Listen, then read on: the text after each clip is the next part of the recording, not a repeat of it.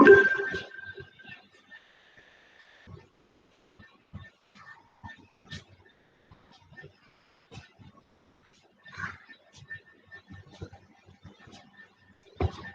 everyone, I am Sarita Rawat, Assistant Professor, School of Pharmacy, Suresh Gyan Bihar University, Jaipur, Rajasthan.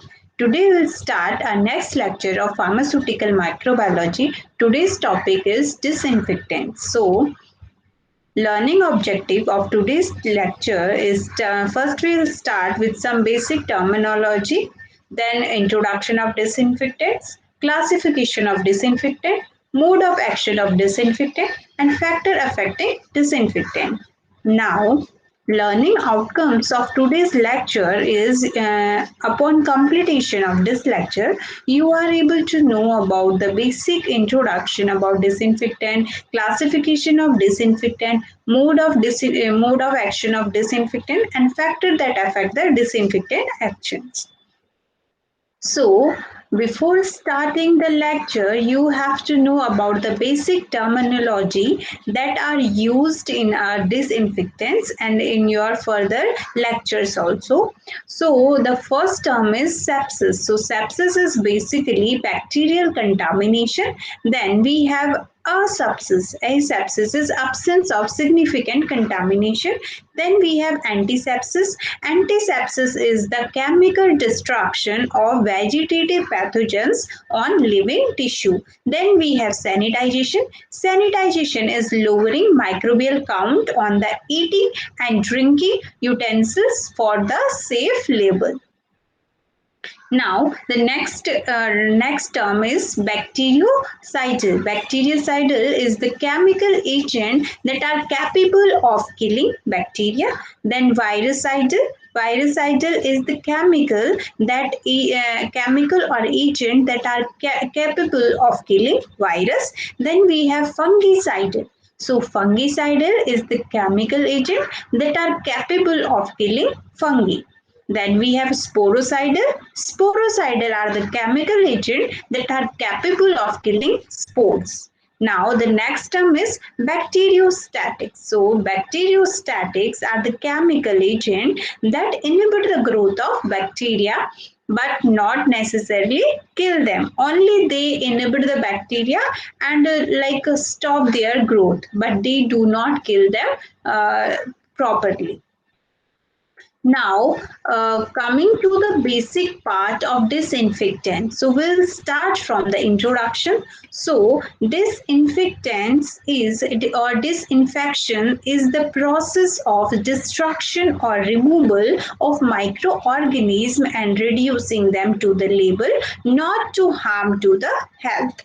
So, disinfection generally kill the sensitive vegetative cells but not heat resistant endospores. If the object is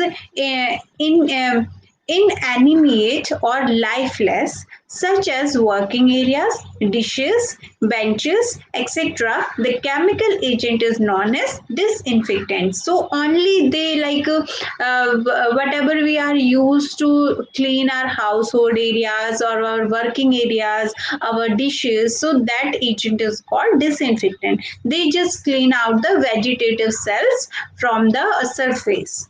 So, however, if the object is inanimate living, such as human body, tissue, the chemical is known as antiseptic. Okay.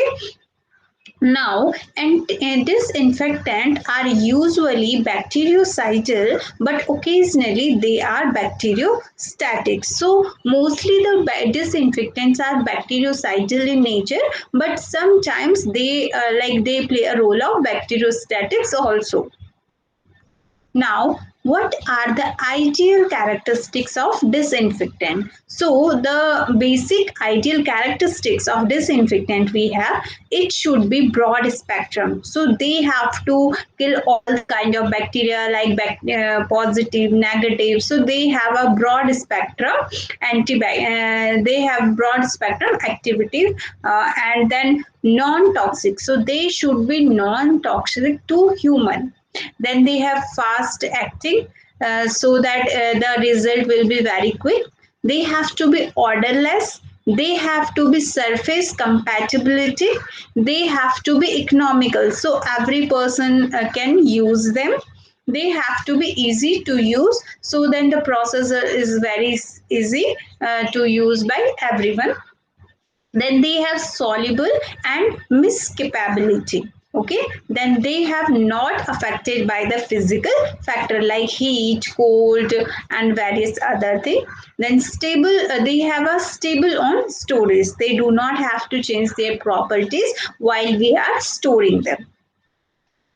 Now, the classification of disinfectants. So, according to their nature, their chemical agent, we have classified them into the various categories. So, we have the chemical agent that are classified as follow. We have acid and alkalis, halogens, heavy metals, phenol and its derivative, alcohol, aldehyde, and we have quaternary ammonium compounds. Then we have dyes, that we have detergents and soaps. So these are the basic classification of chemical agent of disinfectants. Now coming to into the details, so the classification of disinfectant, first we have acid and alkalis. So generally they are very strong acid and alkali, kill the bacteria, but weak organic acid inhibit their growth. So whenever we use them in the strong, we use strong acid, so they kill the bacteria. But when we use the weak organic acid, so they only inhibit the growth of bacteria. So they work as bactericidal. But when we use strongly, or when we use weakly, so it depends their bactericidal and bacteriostatic property according to their amount, we can say. Okay, so strong acid play as a bactericidal role, and weak organic acid play as a bacteriostatic role.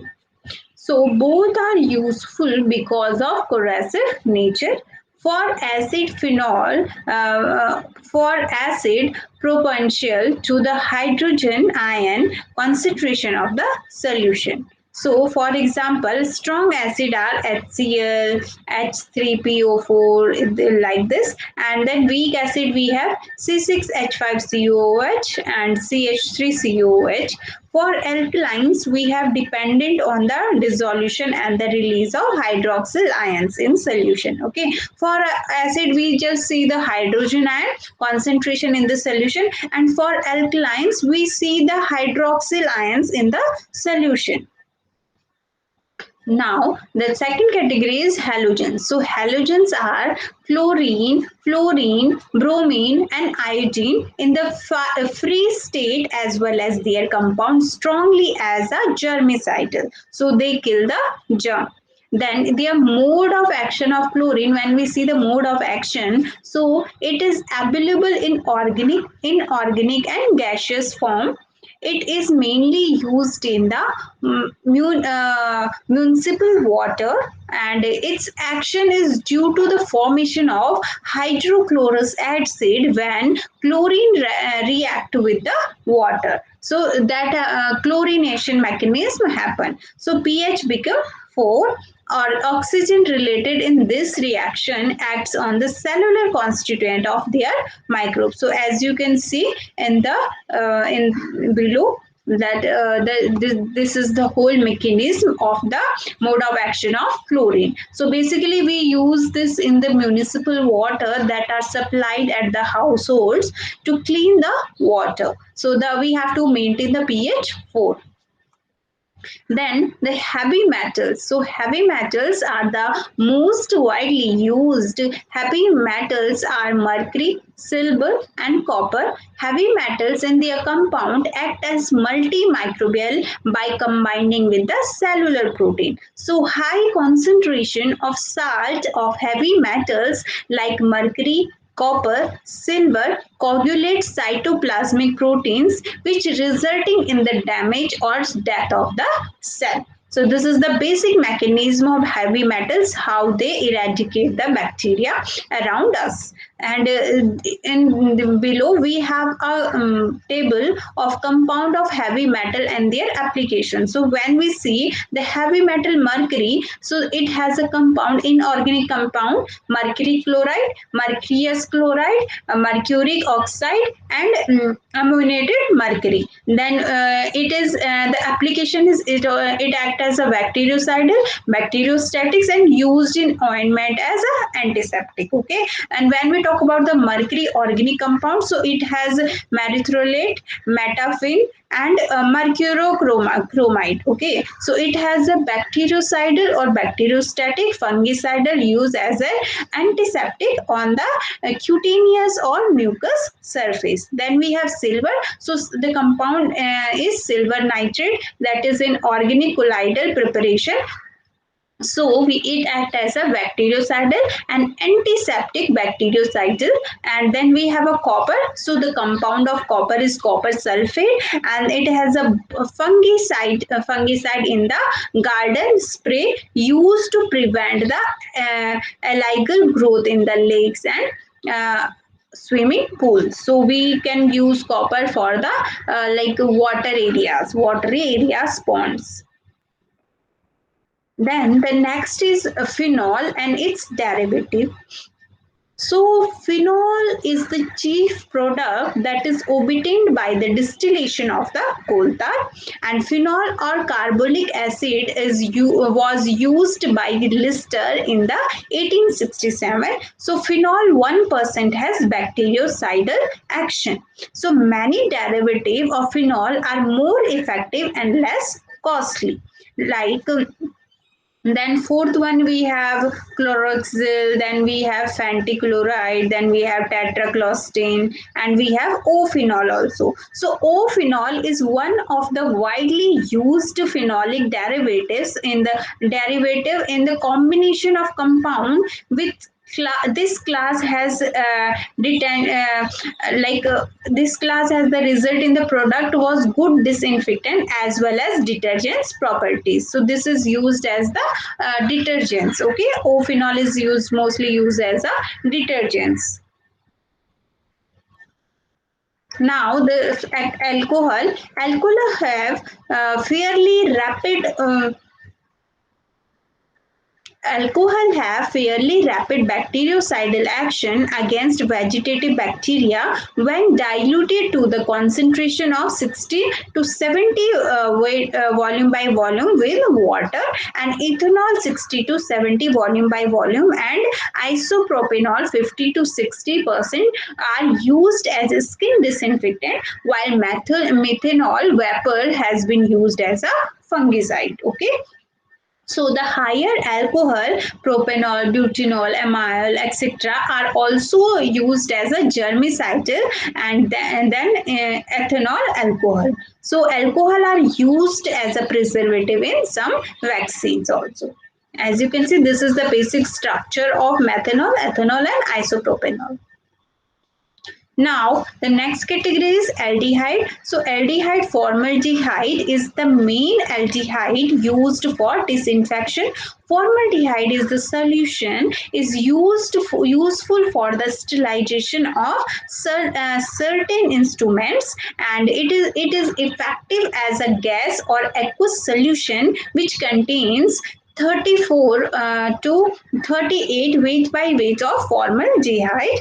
And then we have a glutaraldehyde. Glutaraldehyde is a dialdehyde with rapid sporocidal and tuberculidal action. So mainly 2% concentration is used to disinfect, and it is applied in the field of medical for the sterilization, urological, lancet, and other instrument.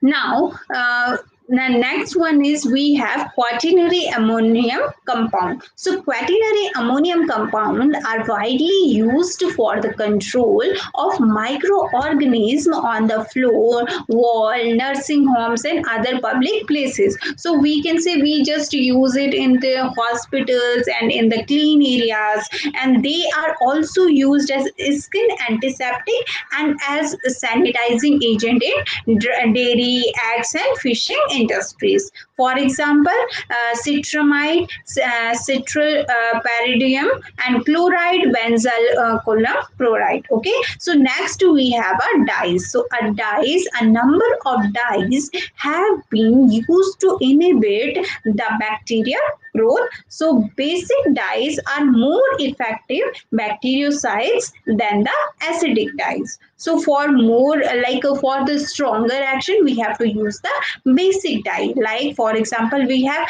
acridine and triphenyl methane. Dyes are commonly used as an antimicrobial agent.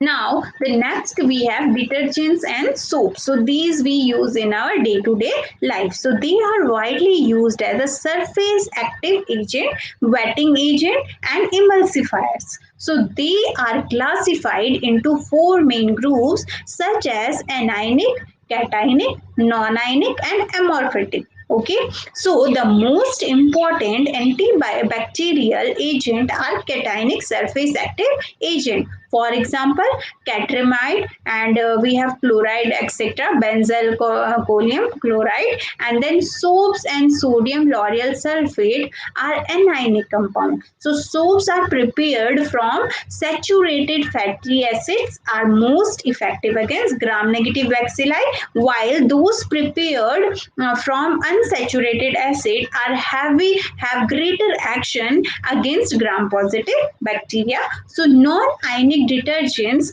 are not ionized. However, these substances do not possess significant antimicrobial activity.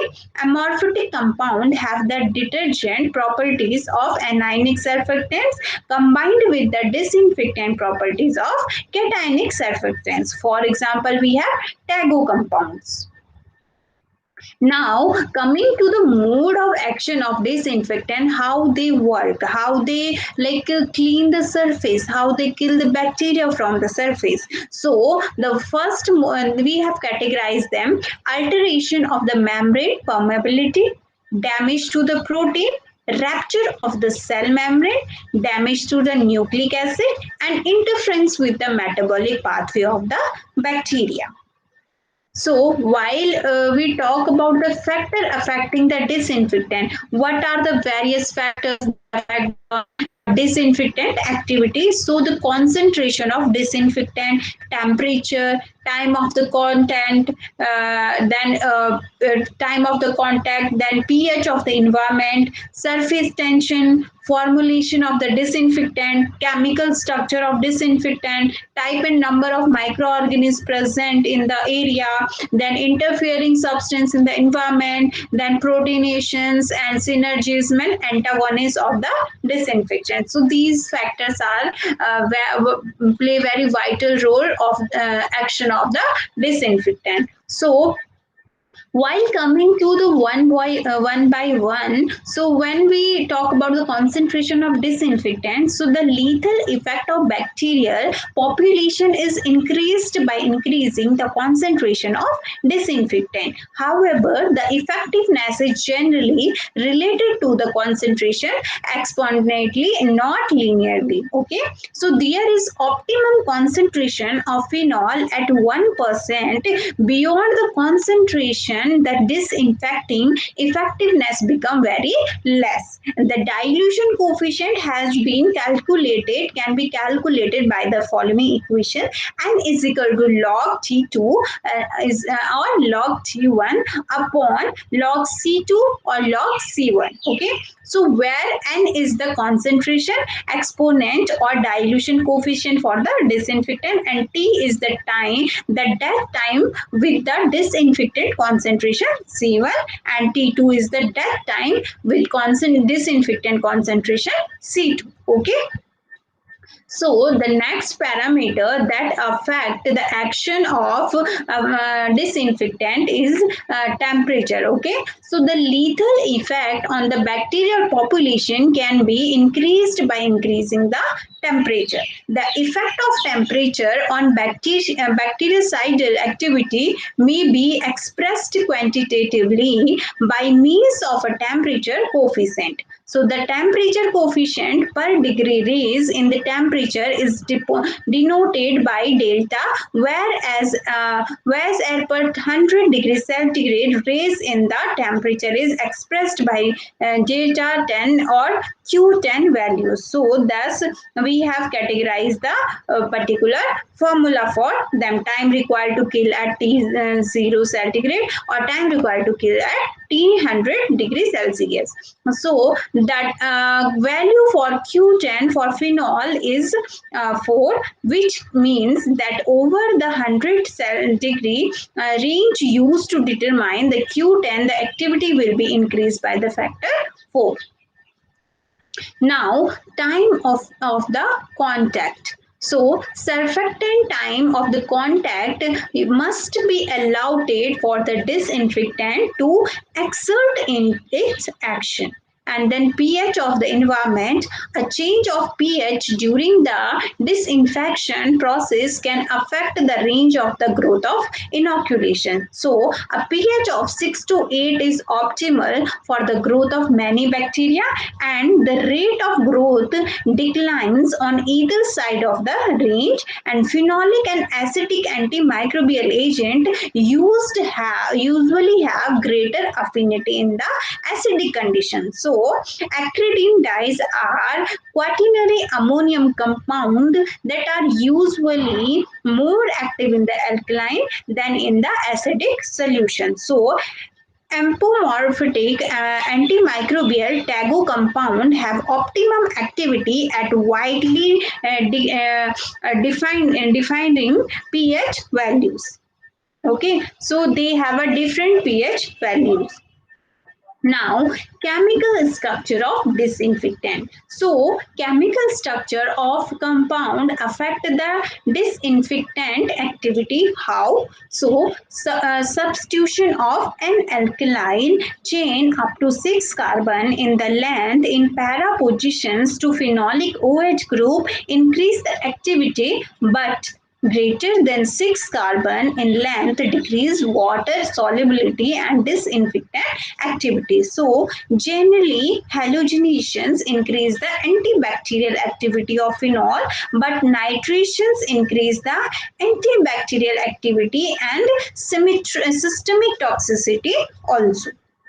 Now, types and numbers of microorganisms present. So, the affinity of disinfectant generally depends on the nature and the number of contaminating microorganisms, and especially on the presence and absence of the bacteria spores. So, it can be seen that the most vegetative bacteria are rapidly killed by the most chemical disinfectant, and bacterial spores are difficult to destroy, but some disinfectant, for example aldehyde, are sporocidal. Now, interfering substance in the environment. So, materials such as blood, body fluids, pus, milk, food residues, or colloidal proteins may reduce the effectiveness of disinfectant if present in the small amount. But the presence of oil and fat markedly reduce the disinfecting ability of phenols. Now, proteinations, synergism, and antagonism of disinfectant. So, proteinations of a disinfectant lead to enhanced antimicrobial activity, and synergistic effects are often shown by the two antimicrobial agent, which is giving an increased activity. So, antagonist effects are often shown by two antimicrobial agent, which is giving an decreased activity. Now, evaluation of antimicrobial agents and disinfectant. So, how can we evaluate the microbial agent and disinfectant? So, techniques, there are various techniques that with their help we can evaluate their antimicrobial activity. So, the techniques are tube dilution and agar plate method, cup plate method, or cylindrical plate method. ditch plate method, glide plate techniques, phenol coefficient method, or we can say Redel Walker test. Then we have Kelly's Sky's method. Okay, so these are the method of evaluation of antimicrobial agent.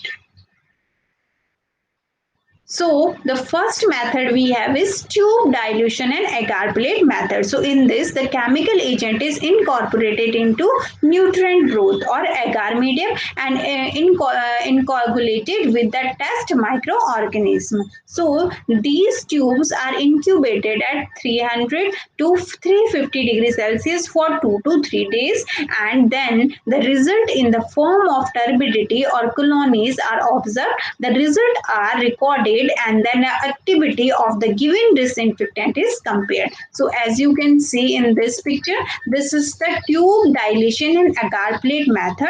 So the first thing, the first tube is very clear, and then the second tube is very slight turbid, then the third tube is moderate turbid, and then the fourth tube is more turbid. So in first tube, you can see there is no colonies. Then the second tube there is approx 100 colonies, and in the third tube approx 500 colonies, and in the last tube approx 1000 colonies. So this is the agar plate dilution method of disinfectant.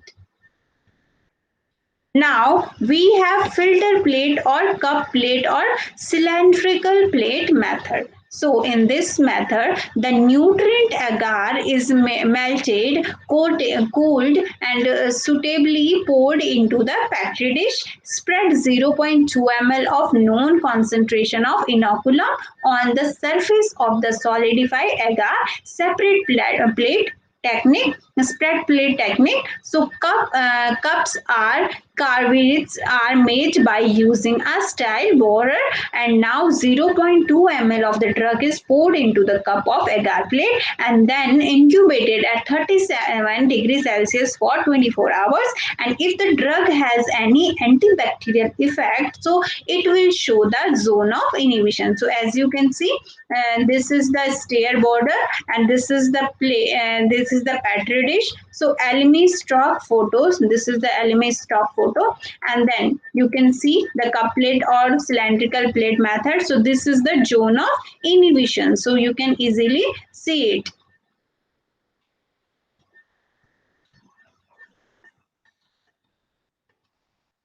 These are some example or result preparation with compared to the standard while using the cup plate method. Okay, so this is the evaluation of various bacteria while using the cup plate method.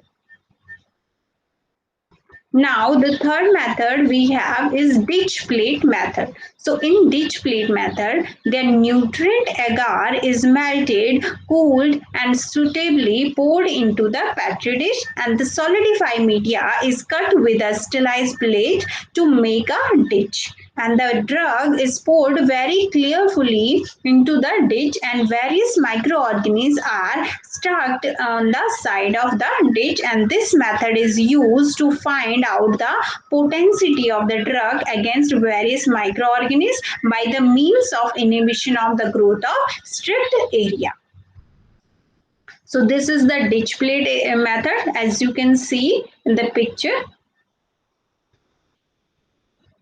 Now we have a gliding plate technique. So in gliding plate technique, this technique is used to isolate the resistance mutants, and the petri dish is kept in selecting portions and a sufficient amount of melted nutrients. Agar is poured and solidified in the selecting positions, and another layer of agar is poured over it, and which contains antibiotic solutions and solidify it. So after solidifications, 0.2 ml of bacterial culture was separated over the solid surface and incubated at the 37 degrees Celsius for 24 to 48 hours, and the microorganism will grow where the concentration of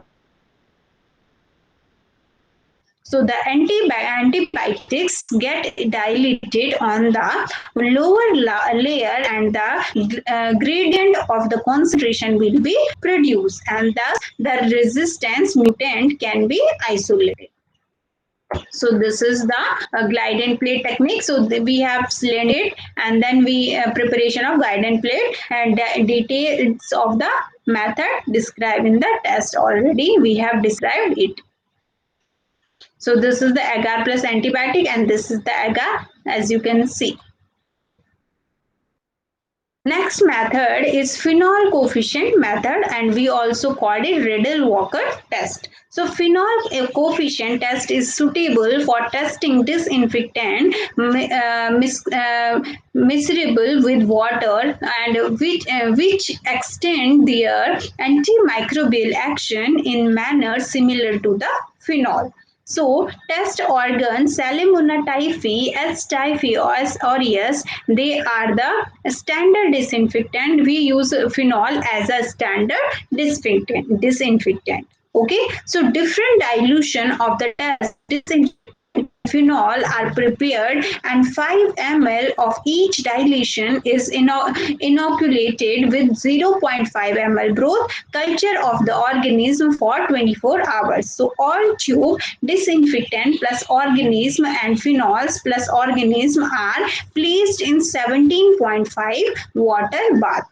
So, subculture of each reactions mixture are taken and transferred to the 5 ml sterilized broth, both after the 2.5, 5, 7.5 and 10 minutes. So the broth tubes are incubated at 37 degree, 48 to 72 hours, and are examined for the presence of absence of microbial growth.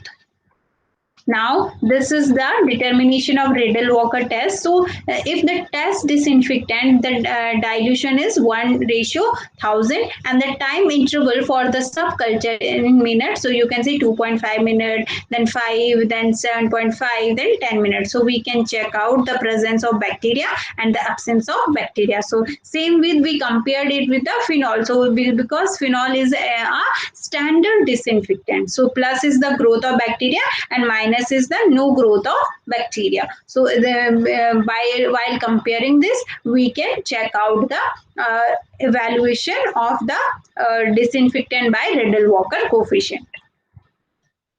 So this is the formula to check out. Now, if a phenol coefficient or Riddle-Walker coefficient of a given test disinfectant is 1, it means that disinfectant has the same effectiveness as phenol. And if a phenol coefficient or Riddle-Walker coefficient of a given test disinfectant is less than 1, it means that disinfectant is less effective than the phenol. So, if a phenol coefficient of Riddle-Walker coefficient of a given test disinfectant is more than 1, so it means that disinfectant is more effective than phenols. And if the phenol coefficient of the test disinfectant is 20, it means that the disinfectant is 20 times more active than the phenol. So, then we have Chick-Martin test, United States Food and Drug Administration test, and we have US Association of Official Agricultural Chemists test. So these are some another tests we have. Now, what are the advantage of phenol coefficient tests? So they are inexpensive and can be performed quickly. They give reproducible result in the hand of experienced worker. They are valuable to eliminate a useless product and supply standard for the crude preparations. Now, disadvantage of phenol coefficient is choose of the test organs. So, in the most tests, only one organism is used, that is Salmonella typhi, which results for the organism give only limited information on how the disinfectant will behave against the other organism. And then the phenol coefficient test compared the activity of bacteriocytes at only on the concentration with a fixed data time and the reaction temperature. So most phenol coefficient tests give no identifications of the activity of disinfectant in the presence of organic matter. So these tests do not give any information related to the tissue toxicity. So sampling errors are large in the phenol coefficient test, but at the same time it is very easy to carry forward. Phenol coefficient tests do not give any indications of the effects of dilution on the activity of the disinfectant and are used to evaluate the phenolic disinfectant only. So this is the difference between phenol coefficient test. So as you can see, Redel-Walker test, FDA test, then CM test and AQAC test. So this is the points of difference: medium pH, medium volume, reactions mixture. So these are all the difference.